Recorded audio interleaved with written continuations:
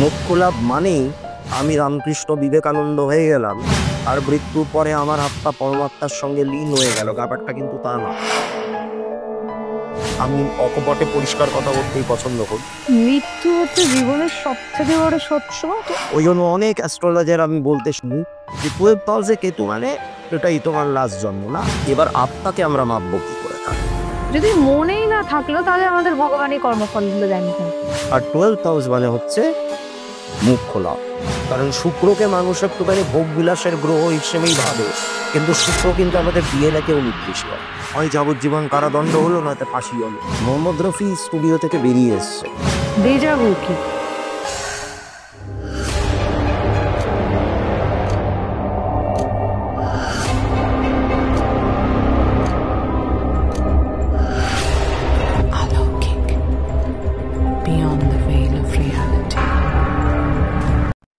নমস্কার, অলৌকিকের একটি নতুন এপিসোডে এবং স্পেশাল এপিসোডে আপনাদের প্রত্যেককে স্বাগত।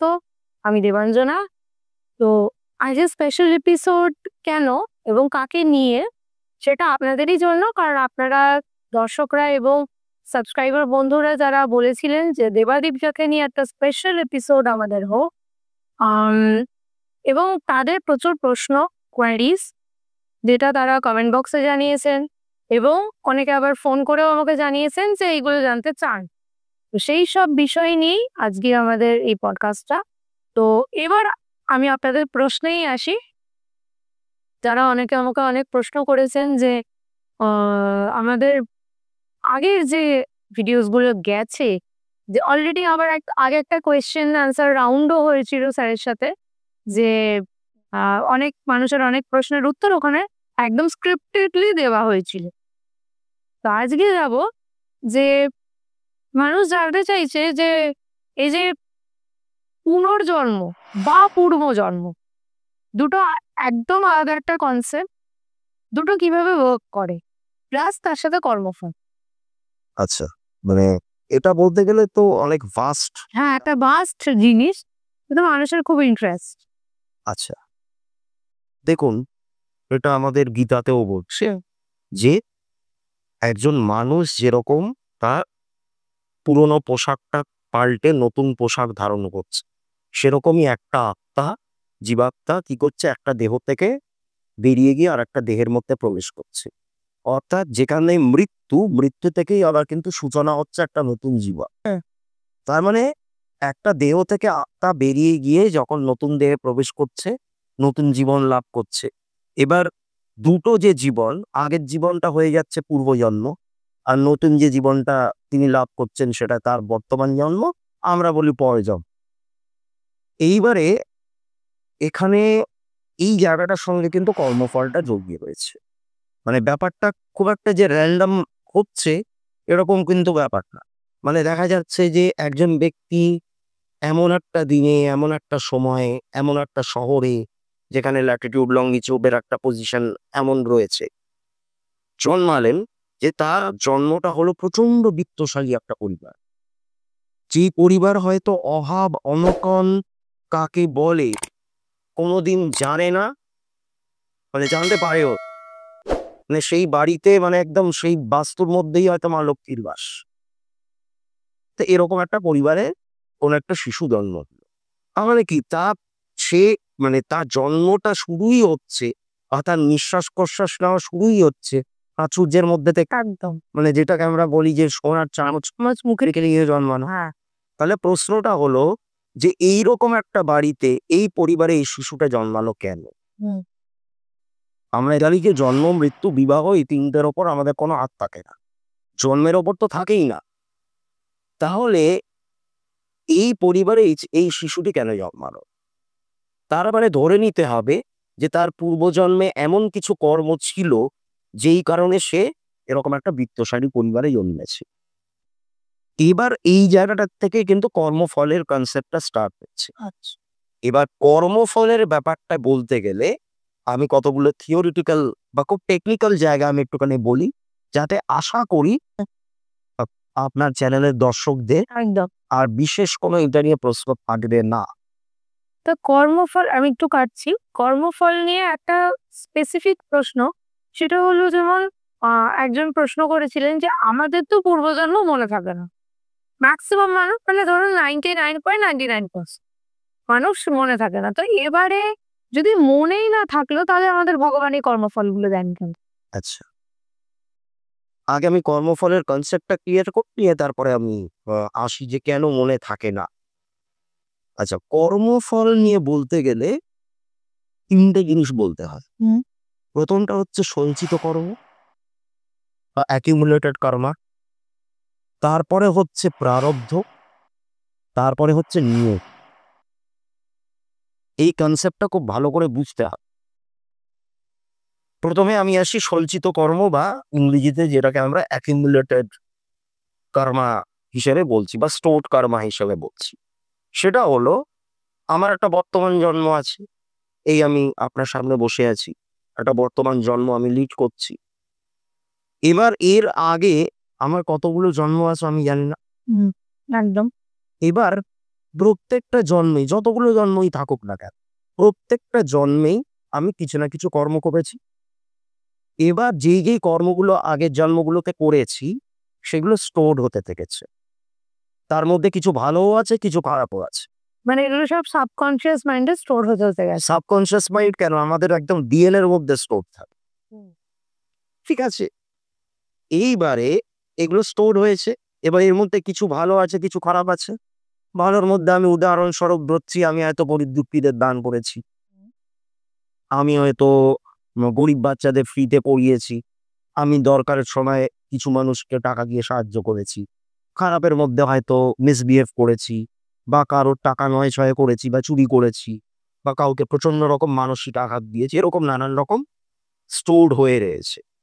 এইবার ইউনিভার্স দেখছে যে আমার কার্মিক অ্যাকাউন্টের যে মানে কার্মিক অ্যাকাউন্ট যেটা, সেখানে এরকম কিছু কর্ম স্টোরড হয়ে আছে।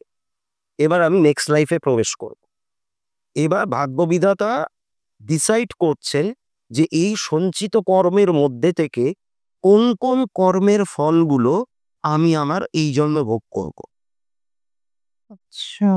হয়তো দেখা গেল যে গরিবদেরকে অর্থ দিয়ে সাহায্য করা আর কোনো একজন বিশেষ ব্যক্তিকে মানসিক যন্ত্রণা দেওয়া, এই দুটো কর্ম, এই দুটো সঞ্চিত কর্ম নিয়ে আমি আমার নেক্সট লাইফে প্রবেশ করছি।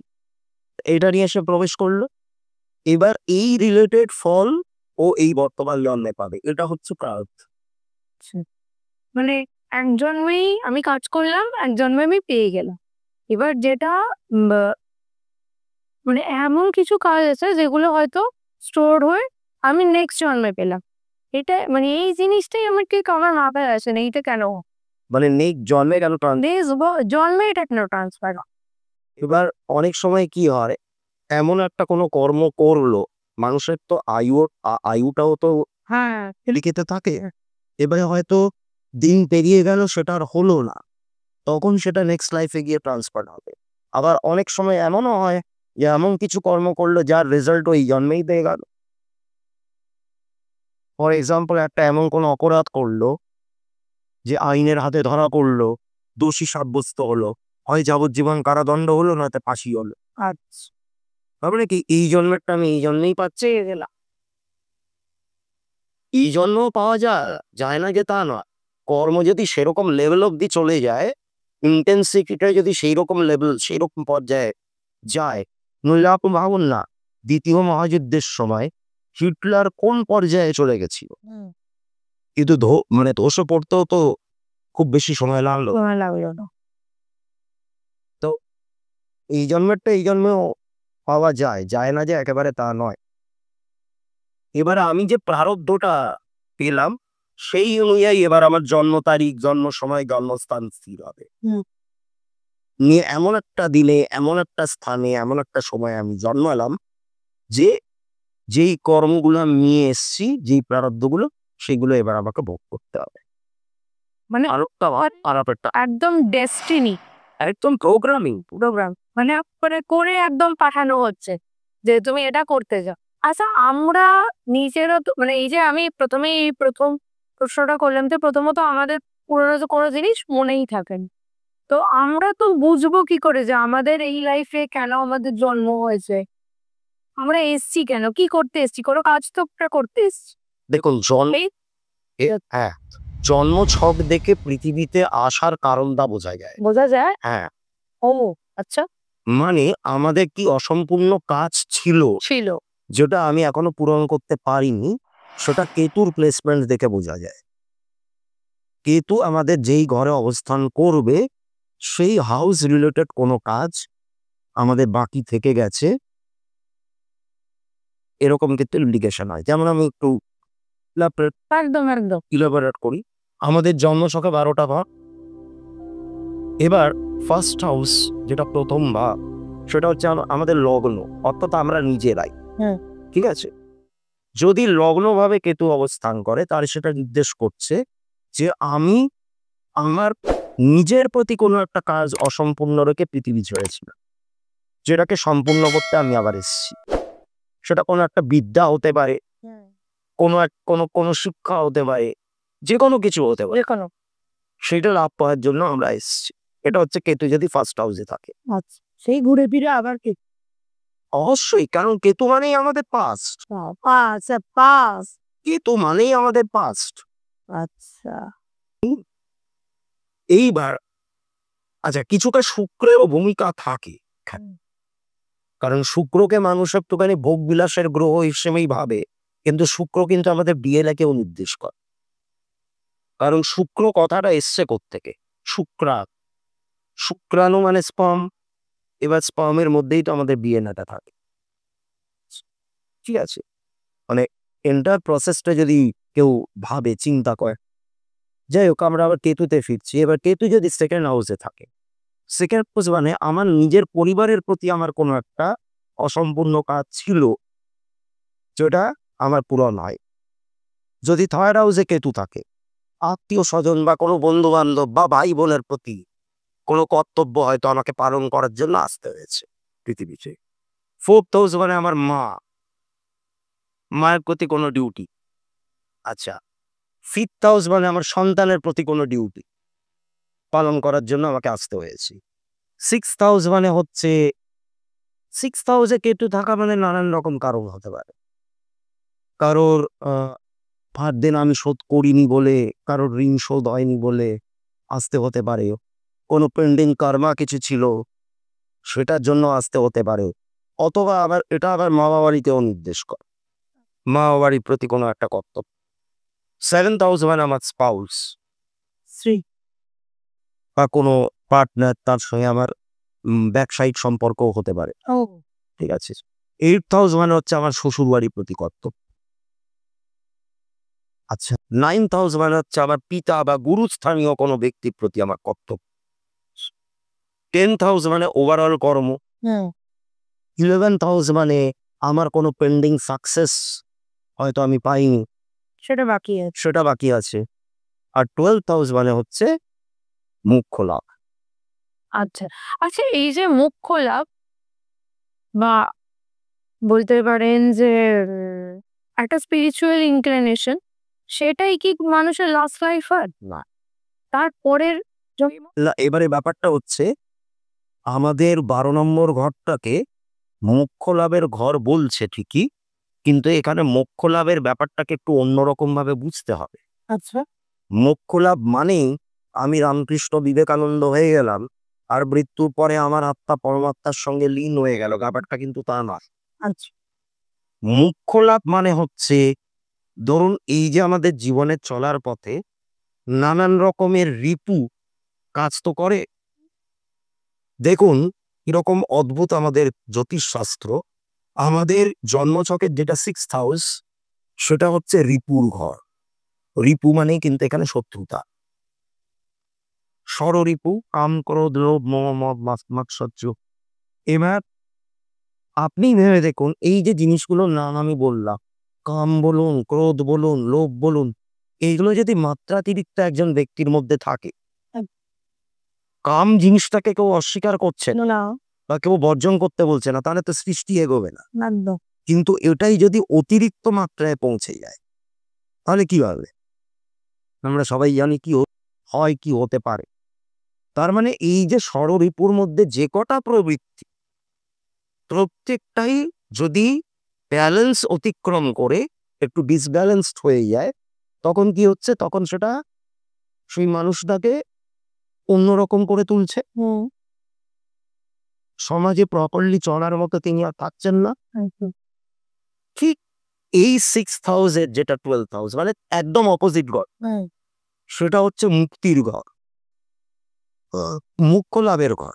মুখ্য লাভ মানে হচ্ছে এই প্রবৃত্তিগুলোকে যখন আমি দমন করছি, সেটাও কিন্তু এক ধরনের মুক্তি, সেটাও কিন্তু এক ধরনের মুক্তি। একজন ব্যক্তি তার সামনে একটি সুন্দরী রমণী যদি বসে থাকে, তখন তার কিভাবে বিহেভ করা উচিত, নিজেকে কিভাবে কন্ট্রোলে রাখা উচিত, সেইটা যদি তিনি রপ্ত করতে পারেন, তাহলে ওই কাম থেকে তিনি মুক্ত। একদম। রাস্তাঘাটে একটা বেফালতু ঝগড়ায় উনি জড়িয়ে পড়েছেন, উনি যদি সেটাকে লেট গো করে বেরিয়ে আসতে পারেন, তাহলে ক্রোধ থেকে তিনি মুক্ত। রাস্তা দিয়ে যাচ্ছেন, চারদিকে প্রচুর লোভনীয় খাবারের দোকান, উনি যদি প্রচন্ড রকমের লোভী হন এই খাবার দাবারের প্রতি, তিনি সবই কিনে কিনে খাবেন, ওনার স্বাস্থ্য বিগড়ে যাবে। তো ওইটাকে যদি আমি দমন করতে পারি, তাহলে লোভ থেকেও আমি মুক্ত। তাহলে এগুলোও তো এক একটা মুখ্য লাভ।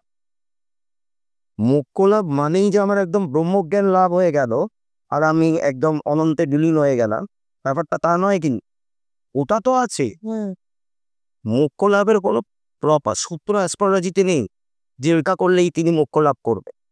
ওই জন্য অনেক অ্যাস্ট্রোলজার আমি বলতে শুনি যে 12th হাউসে কেতু মানে এটাই তোমার লাস্ট জন্ম। না, কখনোই না, ওই জন্য কিচ্ছু বলা যায় না।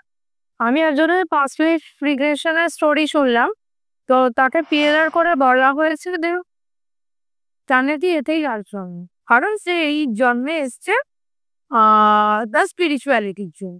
আমি জানি না পিএলআরে এই জিনিসটা আদৌ বলা যায় কিনা, পুরনো আগের উনার স্টোরি ছাড়া। এবং তিনি বলছেন যে এবং তার জীবন কিন্তু ছাড়খাড় হয়ে গেছে। মানে সে একটা বেশ মানে ভালো ব্যবসায়িক ঘরের ছেলে, কিন্তু তার সবকিছু নষ্ট হয়ে গেছে ফর সামওয়ান। কেউ একজন ওনাকে ব্ল্যাক ম্যাজিক করে এবং সব শেষ করে দিয়েছে। মানে এইগুলো কি সব পিএলআর এর মাধ্যমে জানা যায়? উনি উনি ওটা পিআরআর এর মাধ্যমে জানেননি, উনি ওটা জানতে গেছিলেন যে আমার এটা এইসবগুলো হচ্ছে কেন।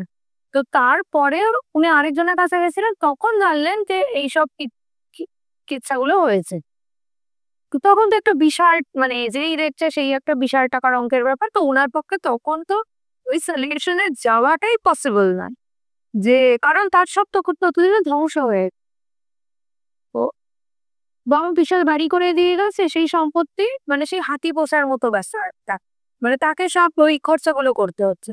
তো আমি এক্স্যাক্টলি ওই প্রশ্নটা নিয়েই তখন এলাম যে কাউকে এরকম বলে দিলেন এরকম হয় নাকি, যে সেটাই তার লাস্ট লাইফ এরকম ভাবে বলা যায় নাকি? দেখুন, পিএলআর এর মাধ্যমে যেটা আমি এখন দেখতে পাই যে অনেকেই তো অনেক রকম কিছু বলছে, কিন্তু একদম সত্যি কথা বলতে যেটা, মানে আমি অকপটে পরিষ্কার কথা বলতেই পছন্দ করি, সেটা হচ্ছে পিএলআর নিয়ে আমি কোনোদিন মাথা ঘামাই হন, এবং আমি প্র্যাকটিক্যালি কিন্তু এটার ঘোরতর বিরোধী। কেন স্যার?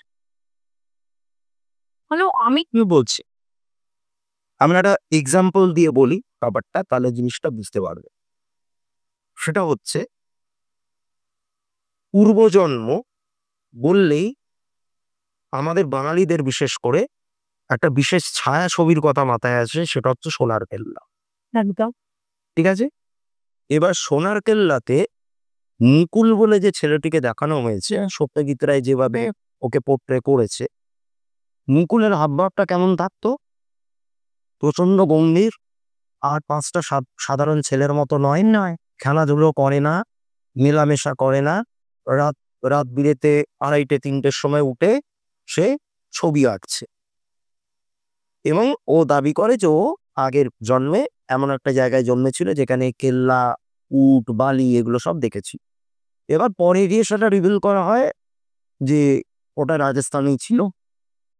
এইবারে আমার বক্তব্যটা হচ্ছে যে আমরা যখন জন্মাচ্ছি, তখন ঈশ্বর বা ইউনিভার্স যাই বলেন না কেন আপনি, তিনি কিন্তু একটা কারণে আমাদেরকে আগের জন্মের কথা ভুলিয়ে রেখেছে।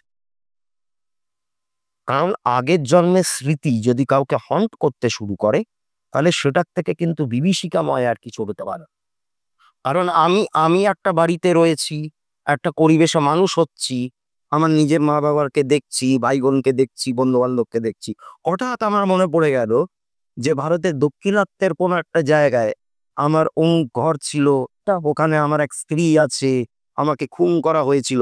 এইগুলো যদি আমার মাথাকে এখন হন্ট করতে থাকে, আমি তো বলবো এটা একটা শাস্তি। একদম। আমরা ব্লেসড, আমরা মানে যাদের আমার আগে মানে আগের জন্মের কথা মনে থাকে না, আমরা তো আশীর্বাদ পাই। একদম একদম, এটা একদম ঠিক। আমি জেনে করবোটা কি? আমি আগের লাইফে কি ছিলাম আমি জেনে করবোটা কি? আমি যেটা করতে পারি সেটা হচ্ছে যে আমার এই জন্মে কি কি প্রবলেম, প্রবলেমস, এক্স্যাক্টলি, আমার ওটাই প্রশ্ন আসছিল। আমি সেই অনুযায়ী কাজ করব। আমি কর্মফল, আমি কি কর্ম করেছিলাম না জেনেও আমি কর্মফল কাটাতে পারি, কারণ সূত্র তো আমাকে অ্যাস্ট্রোলজি দিয়ে দিচ্ছে। আচ্ছা। তুমি দান ধ্যান করো, দান ধ্যান হচ্ছে সব থেকে বড় রেমেডি। তো স্যার, যেটা একদম ব্যাক টু দ্য কেস, কারণ আমাদের অলরেডি মঙ্গল কেতু নিয়ে একটা কথা হচ্ছিল।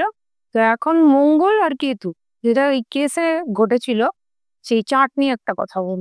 হ্যাঁ, এই মঙ্গল কেতুর কানেকশনটা কিরকম ভাবে হতে পারে? মঙ্গল কেতুর নক্ষত্রে থাকতে পারে, কেতু মঙ্গলের নক্ষত্রে থাকতে পারে, বা এই দুটো প্ল্যানেটের মধ্যে কেতু যদিও কোনো প্ল্যানেট না, একটা সিউডো প্ল্যানেট বা শ্যাডো প্ল্যানেট বলা যেতে পারে, যাই হোক, তা কলোকিয়ালি আমরা এটাকে প্ল্যানেট হিসেবেই ধরছি। তো মঙ্গলের কেতুর মধ্যে ক্লোজ কনজাংশনও থাকতে পারে। ক্লোজ কনজাংশন মানে দুটো প্ল্যানেট যখন 8 ডিগ্রি বা তার কম ব্যবধানে রয়েছে, তখন সেটাকে ক্লোজ কনজাংশন বলে। এইটা থাকলে পরে সেই ব্যক্তির ক্ষেত্রে, মানে আমাদের জ্যোতিষশাস্ত্রের ভাষায় যেটা বলা হয় সেটা হচ্ছে বংশদোষ। এবারে প্রশ্নটা হলো যে কেন এই বংশদোষটা হয়, বা এই স্পেশাল কানেকশনটা একজন ব্যক্তি কেন পান।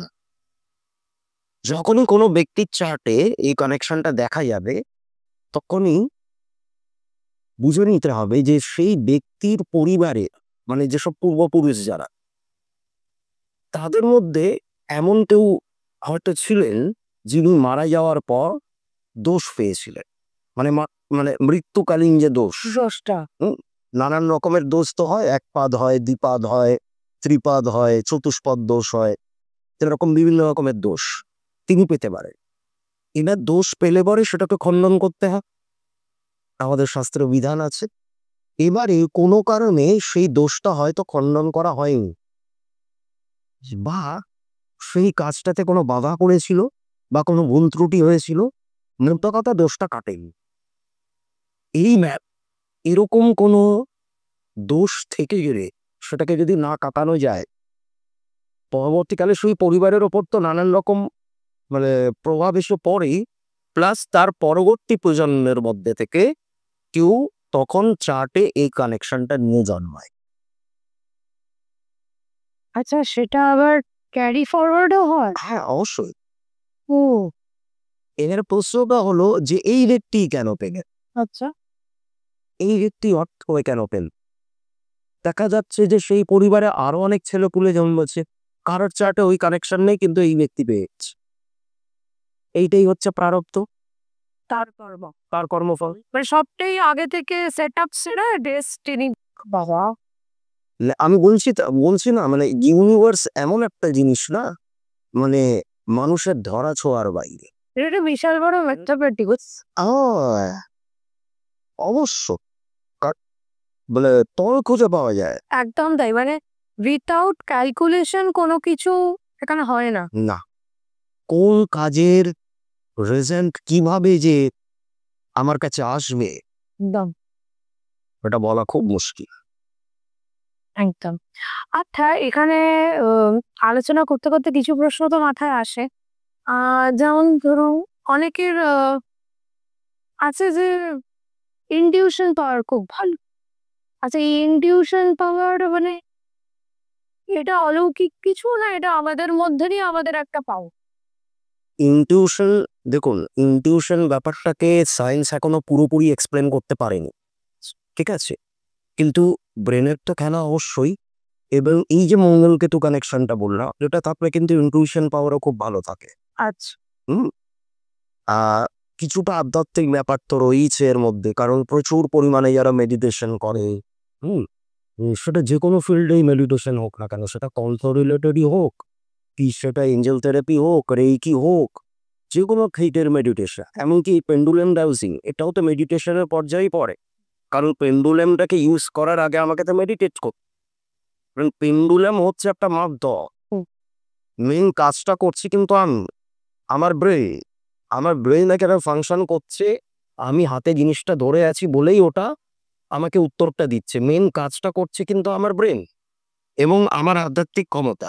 Pendulum is just a medium, আচ্ছা। ঠিক আছে? এইবার এই ইনটুইশন পাওয়ারটা, এটাও কিন্তু স্পিরিচুয়ালিজমের সঙ্গে মারাত্মকভাবে যুক্ত। যত আমরা মেডিটেট করব, যত আমরা নিজেদের অন্তরাত্মাটাকে শুদ্ধ করব, যত আমরা কি বলবো নিজেদেরকে ক্লিনস করব, অরাটাকে যত পজিটিভ রাখবো, তত এই ইনটিউশন পাওয়ারটা কিন্তু বাড়তে থাকে। আর কিছু কিছু মানুষের জন্মগতভাবেও এটা থাকে। আচ্ছা, ইনটিউশনটা কি দূরদর্শিতা না ফিউচার দেখা? ঠিক ফিউচার দেখার সঙ্গে এটাকে মেলালে হবে না, দূরদর্শিতাও ঠিক নয়।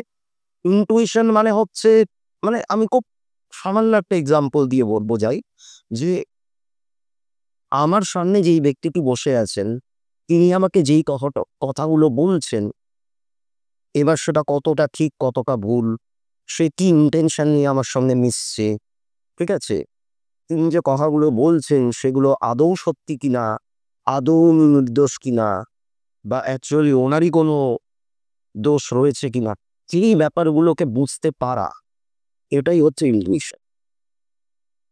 আচ্ছা, এই ইনটিউশন পাওয়ারের জন্যই কি কখনো কোনো মানুষ ধরুন আগে থেকে কোনো আহ, কারো কোনো বাজে ঘটনা ঘটতে পারে বা নিজের কিছু বাজে ঘটনা ঘটতে পারে, এরকম কিছু বোঝা যায় কি? হ্যাঁ, এগুলো ইনটিউশন পাওয়ারের ওপরই ডিপেন্ড করে। এগুলো পুরোপুরি এবং খুব খুব মানে বিরাট পরিমাণে আধ্যাত্মিক না হলে এই ব্যাপারগুলো কিন্তু বোঝা যায় না। যেমন আমরা যদি স্বামী বিবেকানন্দর এক্সাম্পলটাই যদি আমরা, তিনি কিন্তু নিজের মৃত্যু বুঝেছিলেন একদম দিনের পুরো ঘটনা। এবং বড় বড় যত আধ্যাত্মিক জগতের যত মানুষজন রয়েছে, প্রত্যেকেই কিন্তু নিজের মৃত্যু বুঝতে পেরেছিলেন, ঠিক আছে, মানে কোনো না কোনোভাবে বুঝেছিল। বোঝা যায়। আচ্ছা, সেটার পেছনেও কি কোনো সায়েন্স আছে? মানে ধরুন আমি একটা জায়গায় শুনেছিলাম যে নাকের একটা শ্বাস প্রশ্বাসের ব্যাপার আছে, ওটাকে ফলো আপ করলে বোঝা যায় যে মৃত্যু খুব সন্নিকট। কবে আমার মৃত্যু হবে, না, ডেট লিস্ট তো ওরকম লেখা। তখন আমার সময়টা ঘনিয়ে আসছে। যেমন স্বামী বিবেকানন্দ কিন্তু মৃত্যুর আগে অনেক জিনিস, অনেক পেন্ডিং জিনিস কিন্তু উনি কমপ্লিট করে গেছিলেন। তারপরে দেখুন স্বামী বিবেকানন্দের ব্যাপারটা, সবকিছুর সঙ্গে কিন্তু আপনি সায়েন্সকে বলালে চলবে না। স্বামী বিবেকানন্দের ব্যাপারটা চূড়ান্ত রকমের আধ্যাত্মিক। আমি সেই এক্সাম্পল থেকে বেরিয়ে এসেও একটা অন্য এক্সাম্পল দিচ্ছি, জানি না এই ব্যাপারটা মানুষজন কতটা জানেন। কিংবদন্তি সঙ্গীত শিল্পী মোহাম্মদ রফি, ঠিক আছে, তিনি একটা গান রেকর্ডিং করছিলেন, সম্ভবত সুরকার ছিলেন লক্ষ্মীকান্ত পেয়ারেলা। আচ্ছা। আর গানকার লিরিক্স ছিল তু কাহি আশপাশ হ্যায় মেরে দোস্ত, এরকম কিছু একটা গান। এই বোম্বে স্টুডিওতে রেকর্ডিং হচ্ছে, অর্ধেক রেকর্ডিং হয়েছে, বাকি অর্ধেকটা বলা হচ্ছে যে পরের দিন হবে কিছু টেকনিক্যাল ফল্টের জন্য। তা মোহাম্মদ রফি স্টুডিও থেকে বেরিয়ে এসছে, নিজের গাড়িতে উঠে উনি বাড়ি ফিরবেন, কিন্তু কি ওনার মনে হয়েছে উনি গাড়ি অবধি গিয়েও গাড়িটা আর ওকে নিয়ে আবার স্টুডিওতে ব্যাক করে চলে এসছেন। এসে সুরকারকে বলছেন যে দেখুন, আমার মনে হয় যত দেরি হোক না কেন গানটা আজকে পুরোটাই রেকর্ডিং আমি করে যাও। আচ্ছা। নিয়ে তিনি করলেন, এটাই ছিল ওনার লাস্ট রেকর্ডিং, এর পরেই কিন্তু তিনি মারা যান। ওহো, এটাকে আপনি কিভাবে ব্যাখ্যা করবেন? সিরিয়াস? এটাই হচ্ছে মোহাম্মদ রফির কণ্ঠে গাওয়া শেষ গান। আচ্ছা। অথচ আমার সেই মানুষটার মানে ভেতরকার ব্যাপারে খুব কম জানি, উনি কতটা আধ্যাত্মিক ছিলেন কিনা আমি জানি না, কিন্তু দেখুন একজন সাধারণ মানুষ তো, তাও তার মধ্যে কিন্তু এই জিনিসটা কাজ করেছে। একদম তাই। মানে মৃত্যু হচ্ছে জীবনের সবথেকে বড় সত্য তো, এবং এই সত্যটাকে যত তাড়াতাড়ি বা যত সুন্দরভাবে গ্র্যাব করা যায় তত ভালো, ততই ভালো। তো আরেকটা প্রশ্ন নিয়ে যাব স্যার। আমি একদম এপিসোডের শেষ পর্যায়ে, তো তার মাঝখানে আপনাদের কিছু কথা বলে দিই যে আশা করি আপনাদের এই এপিসোড ভালো লাগলো, কারণ আপনাদের যা যা প্রশ্ন ছিল আমি অনেকটা কমপ্লিট করার চেষ্টা করেছি। আবার যা এই এপিসোডে যা অবশ্যই আমি আবার নেক্সট এপিসোডে করব। তো যেটা বলার সেটা হলো যে অবশ্যই এপিসোডে কমেন্ট করে জানাবেন আপনাদের এই এপিসোড কেমন লাগছে, বা পূর্ববর্তী যে এপিসোডগুলো আমাদের এসেছে অলরেডি সেগুলো কেমন লেগেছে। এবং লাইক, শেয়ার অ্যান্ড সাবস্ক্রাইব করতে একদম ভুলবেন না। কারণ কেন ভুলবেন না, এটা শুধুমাত্র আপনার জন্য নয়, কারণ হয়তো আপনার না কাজে লাগলেও অনেক দরকারি মানুষের এই এপিসোডগুলো কাজে লাগছে। এবং আমি এপিসোডের শুরুতেই প্রথমেই বললাম যে 1% মানুষেরও খাতে রাখতে পারছি, বা তারা ইনাদের সাথে যোগাযোগ করতে পারছেন, ইনাদের সান্নিধ্য পাচ্ছেন, তারা কিছু সুরাহা পাচ্ছেন তাদের জীবনে। তো তাদের কাছে পৌঁছানোর জন্য অন্তত এপিসোডে কমেন্টটা অবশ্যই করে যাবেন, কারণ তাতে এঙ্গেজমেন্ট বাড়বে এবং ভিডিওটা সবার কাছে পৌঁছবে। দয়া করে এটি একটি লাইক বা সাবস্ক্রাইব বা শেয়ার কমেন্ট এগুলো একটু করে যাবে। তো একদম এপিসোডের শেষ পর্যায়ে, তো লাস্ট প্রশ্ন, ডেজাভু কি? ডিজাগু হচ্ছে একটা, কি বলবো, একটা ফিলিং, একটা অনুভূতি। মানে ধরা যাক এই যে স্টুডিওতে আমরা বসে শুট করছি, শুট চলছে, হঠাৎ আপনার মনে হলো যে এরকম একটা পরিবেশে আপনি আগেও এসেছেন। হট করে একটা অদ্ভুত ফিলিং যে এই যে শুটিংটা হচ্ছে, এই যে চারদিকে লাইটগুলো লাগানো আছে, ক্যামেরাম্যান ক্যামেরা সেট করছে, এই জিনিসটা আপনি আগেও হয়তো কোথাও একটা দেখেছেন। কিন্তু কোথায় দেখেছেন, কবে দেখেছেন, কোন পরিস্থিতিতে দেখেছেন, কোন সময়ে দেখেছেন, আপনি প্রপার ওয়েতে মনে করতে পারছেন না। এইটাকে বলা হচ্ছে ডেজাভু। এবার এই ডেজাভুটাকেও আবার অনেকে বলে যে পূর্বজন্মের সাথে কানেক্টেড, আমাদের পাস্ট লাইফের সাথে কানেক্টেড। তারপরে ধরুন আরো একটা এক্সাম্পল দিই, একদম কমপ্লিটলি আননোন একজন ব্যক্তির সঙ্গে আপনার পরিচয় হলো, কিন্তু কথা বলে আপনার মনে হলো কবেকার চেনা। এরকম তো হয়। এইগুলোকেই ডেজাভু বলে। আচ্ছা, এবং এইটা অনেক সময় বলা হয় যে আমাদের পাস্ট লাইফের সাথে কোনো না কোনোভাবে কানেক্টেড। আমরা হয়তো সেই জায়গাটাকে খুব একটা প্রপার ওয়েতে রিকল করতে পারি না, কারণ আত্মা যখনই আমাদের একটা জড়দেহের মধ্যে প্রবেশ করে তার কিন্তু নানান রকম লিমিটেশনস চলে আসে। ঠিক আছে, আত্মা বা আমাদের অন্তরাত্মা সবই জানে না হচ্ছে আমাদের দেহটা। ঠিক আছে, সব প্রশ্নের উত্তর তার কাছে আছে, কিন্তু আমরা ওই ওই অনুভূতিটুকুনি, মানে কি বলবো, ফ্লেভারটাকে পাই। এটাই ডেজাভু। একদম। তো আর আমরা যে মানে এই যে নিজের সাবকনশিয়াস মাইন্ড বলুন বা সোল বলুন, এবার এইটা যবে থেকে জন্মগ্রহণ করছে বা সে ট্রাভেল করছে, যতগুলো জন্ম, সে যতগুলো জন্মই পার করুক না কেন, যেটা ট্রাভেল হচ্ছে, সেই সব কিছু যে স্টোরিগুলো তার লাইফে, সব কিছুকেই সে মানে ওর মধ্যে স্টোর করতে করতে করতে কতদিন থেকে আসছে। একদম।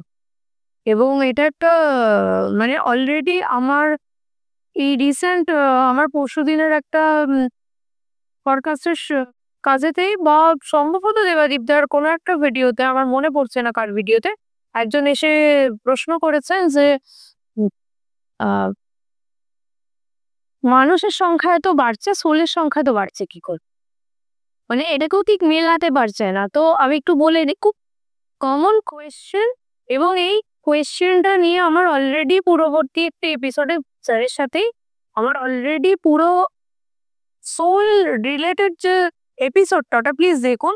ওখানে সমস্তটা বলা যায় আছে যে সোলের সংখ্যা বাড়ছে কি করে, আর এটার সাথে অনেকভাবেই গাছ, পশু পাখি সবই জড়িত, আর কিন্তু সোল, এবং ওখান থেকে পৌঁছে আমাদের সারাউন্ডিং, আমাদের হিউম্যান বিং বাড়ছে। না, আবার এখানে আরো একটা প্রশ্ন, সেটা হচ্ছে যে আমরা জনসংখ্যাটাকে তো মাপতে পারছি, একদম। বা গাছপালা কত আছে এই পৃথিবীতে, পশু পাখি যদিও অনেক স্পিসিস আমাদের নখদর্পণে নেই। এই তো আমি যদি জনসংখ্যার বিচারটাই করি, যে জনসংখ্যা বাড়ছে আমরা মাপতে পারছি, কিন্তু সোলের সংখ্যা কত এটা আমরা মাপছি কি করে? যতগুলো জনসংখ্যা। না, ও আচ্ছা, আপনি বাইরে গিয়ে সোল মানে কি? এই যে এন্টায়ার ইউনিভার্সটা এটাই তো সোল। আমাদের এই যে পঞ্চতত্ত্ব, পঞ্চভূত যেটা, তার বাইরে গিয়ে তো কিচ্ছু না। একদম এন্টায়ার ব্রহ্মাণ্ড আমরা যদি প্যারালাল ইউনিভার্সেও পৌঁছে যাই, সেখানেও কিন্তু পুরো জিনিসটাই গঠন হচ্ছে এই পঞ্চভূত দিয়ে। হ্যাঁ চিতি এক তেজ মরুদ বন, এটা দিয়ে পুরো জিনিসটা গঠিত। একটা এনার্জি, এবার পরমাত্মা থেকে যেই আত্মাটা ছিটকে বেরিয়ে মানব দেহ ধারণ করছে, সেটাই তো তখন একদম এবার আত্মাকে আমরা মাপবো কি করে তাহলে? জনসংখ্যা তো বাড়ছে আমরা বুঝলাম, সেন্সাস হচ্ছে আমরা করছি, ডেমোগ্রাফি, কিন্তু সোলের সংখ্যা কতটা রয়েছে সেটা আমরা মাপছি। সেটা তো এখনো স্যার আমরা যেমন ডাইমেনশনস জানতে পারি, কোন ডাইমেনশনসে সোল থাকে সেটাও আমরা জানি না। নিচে থাকে কি ওপরে থাকে, বা তার সাউন্ড কিরকম, মানে আমাদের কাছে অ্যাক্সেস করার পাওয়ারটাই খুব কম, খুব কম। এবং সেখান থেকে যতটুকু অ্যাক্সেস করতে পারছি সেটাই আমাদের কাছে একটা বিস্তর আলোচনা, বিস্তর একটা জিনিস মনে সব হচ্ছে। থেকে বড় কথা যেটা, মানে মানুষ যদি প্রমাণ হিসেবে জানতে চায়, তাহলে কোন যত যাই হোক না কেন, স্পিরিচুয়াল কনসেপ্টটা তো আপনি ল্যাবরেটরি এক্সপেরিমেন্ট দিয়ে কোনোদিন করতে পারবেন। কিন্তু যুক্ত প্যারানরমাল এক্সপার্টসরা এখনো যারা রয়েছেন বা অতীতে যারা ছিলেন, সেটা দেশে বলুন কি বিদেশে, যতজন প্রেত নিয়ে চর্চা করেছে বা তাদের সঙ্গে যোগাযোগ স্থাপন করার চেষ্টা করেছে, প্রত্যেকটা জায়গায় স্পিরিটদের বয়ান কিন্তু সেম। মৃত্যু পরবর্তী জীবন কেমন হয়, তারা কোথায় যায়, সেখানে গিয়ে কাঁধে কাঁধের সাথে তারপর দেখা না, সেই জায়গাগুলো ঘাটলে পরে অ্যাম্বুলেন্স রিলিজিয়ানে আমরা যে স্বর্গের কনসেপ্ট বা নরকের কনসেপ্ট যেগুলো হই, সেগুলো কিন্তু আস্তে আস্তে আর থাকছে না। সেটা একটা স্পিরিট ওয়ার্ল্ডের কনসেপ্টে চলো। এটা নিয়ে অলরেডি আমার বিস্তর স্যারের সাথে ৩-৪টে পডকাস্ট আছে, ভালো করে দেখুন, সবটা বুঝতে পারবে। এবং আপনাদের অনেক প্রশ্নের উত্তর ওখানেই লুকিয়ে আছে। থ্যাংক ইউ স্যার আমাদের এই এপিসোডটাকে এত সুন্দর করে বানানোর জন্য। তা আপনাদের সবাইকে অনেক অনেক ধন্যবাদ। এবং আপনারা সবাই ভালো থাকো, সুস্থ থাকো, এবং অন্তত লাইক, শেয়ার, কমেন্টস, সাবস্ক্রাইব এটা করুন, কারণ অনেক মানুষের এতে উপকার।